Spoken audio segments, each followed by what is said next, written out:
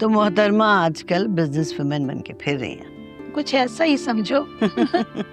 अच्छा सीरत, एक बात है, वैसे अगर तुम चाहो तो तुम भी इस बिजनेस में शामिल हो सकती हो। अच्छा, वो कैसे?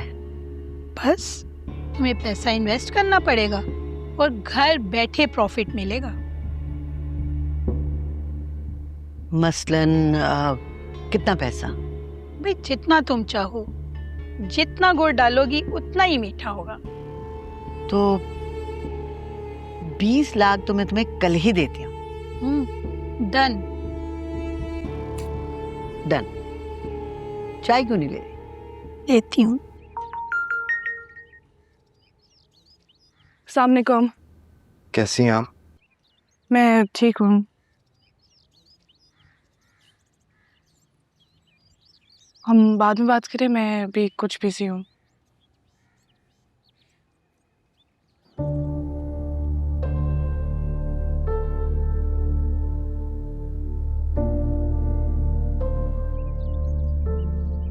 किसका फोन था बेटे?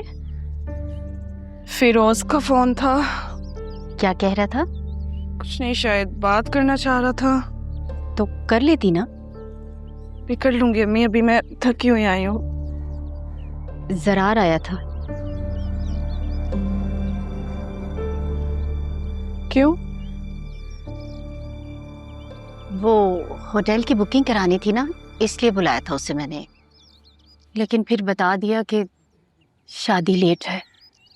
क्या आपने उससे कोई और बात की थी? हाँ, मैंने उसे बता दिया है। फिरोज को शायद तुम दोनों की मंगनी का पता चल गया है।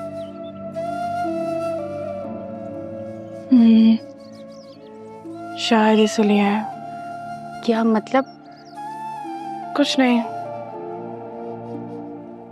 कुछ थकी हुई लग रही हो। तुम्हारे लिए अच्छी सी चाय बना के लाऊं?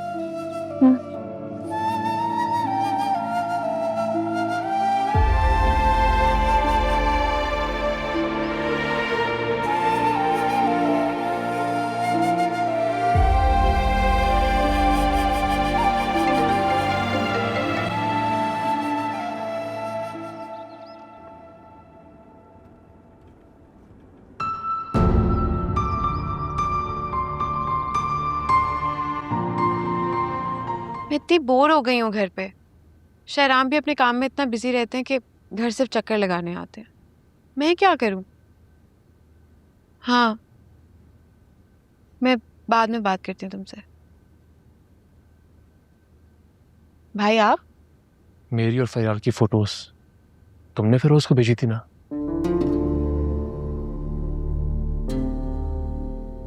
एक्सक्यूज मी, कौन फिरोज? मैं किसी फिरोज को नहीं जानती, और मैं क्यों भेजूंगी? मुझसे झूठ मत बोलो तुम। मैं 100% श्योर हूं कि तुमने ही किया है, क्योंकि तुम फयाल से जेलस होती हो। मैं और फरियाल से जेलस? सीरियसली भाई?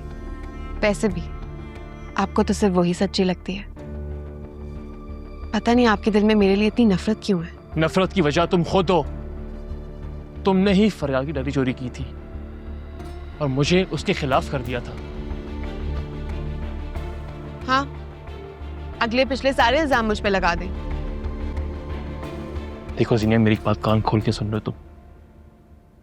मैं तुम्हें वार्निंग दे रहा हूं, अगर आज के बाद तुमने फरियाल की जिंदगी में जहर खोलने की कोशिश की ना, लुक एट मी, तो मुझसे बुरा कोई नहीं होगा। आप हर बार उसको डिफेंड करने क्यों आ जाते हैं? आपकी जिंदगी में आपकी सगी माँ और बहन की कोई इंपॉर्टेंस है या नहीं? जब तक तुम अपने आप को नहीं बदलोगी ना, मेरे दिल में तुम्हारे लिए कभी से पता नहीं होगी तुम्हारा फरियाल से मसला क्या है। मसला?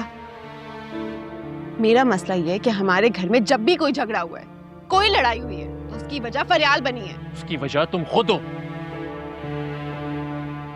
क्योंकि तुम फरियाल से हसद करती हो। अब तो उसकी जान छोड़ दो। वो जितनी बेज़र इंसान है, तुम उतनी ही बड़ी फितना हो। फितना मैं नहीं, फितना वो है जिसने आपको हमसे हमेशा के लिए दूर कर दिया है।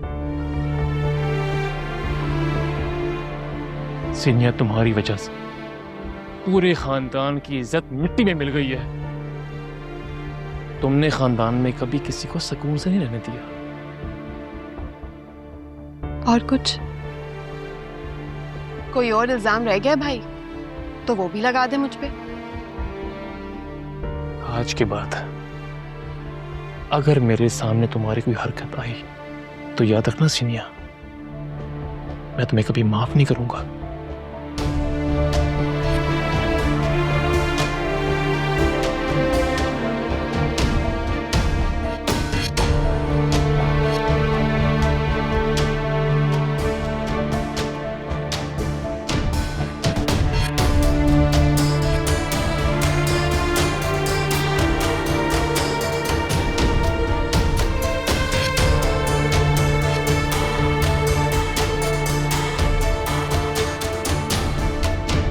आप कब आए? मैं अभी? जरार भाई से मुलाकात हुई? हाँ, उसे जाते हुए देखा मैंने। कोई बात नहीं हुई? नहीं, थोड़ा गुस्से में लग रहा था वो। झगड़ा हुआ है तुम दोनों का? नहीं नहीं, वो असल में जरार भाई का अपनी बीवी से झगड़ा हुआ है, तो मैं बस उनको यही समझा रही थी कि उसको घर ले आए, लेकिन वो मान ही नहीं रहे। हैरत की बात है, दोनों की लव मैरिज हुई है, लेकिन कुछ ही दिनों में मोहब्बत खत्म हो गई है। मैं हैरान हूं कि तुम कितनी सफाई से झूठ बोल रही हो।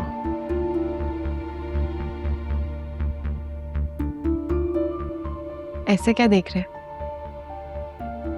कुछ नहीं, मुझे लगा मिस फरियाल के बारे में बात हो रही थी। नहीं, वो मैं एक्चुअली जरार भाई को बता रही थी कि फरियाल भी तो उनसे कितनी मोहब्बत करती थी, महक से बहुत बेहतर भी थी, उसी से शादी कर लेते। बस यही। अच्छे मशवरे देती हो तुम। खाना लगा दूं आपके लिए? हाँ।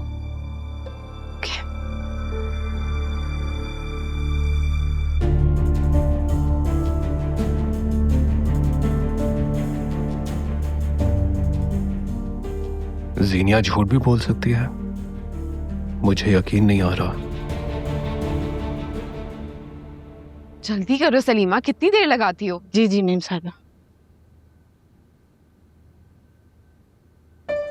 शहराम के एक्सप्रेशन से मुझे लग रहा है कि जैसे उन्होंने मेरी और जरार भाई की बातें सुन ली हैं। अगर वाकई ऐसा है तो बहुत बुरा हुआ है। जरार भाई को यहाँ नहीं आना चाहिए था। सलीमा, ले भी आओ।